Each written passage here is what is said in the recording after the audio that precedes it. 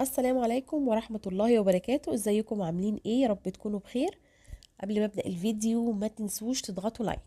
انا جاي لكم بقى النهارده كده بطريقة السحلب، يعني من افضل المشروبات الشتوية بجد.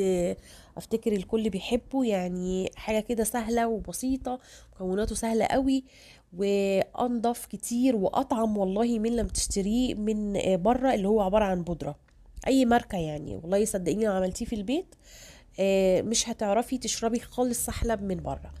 فدي الطريقة بتاعته سهلة قوي وبسيطة.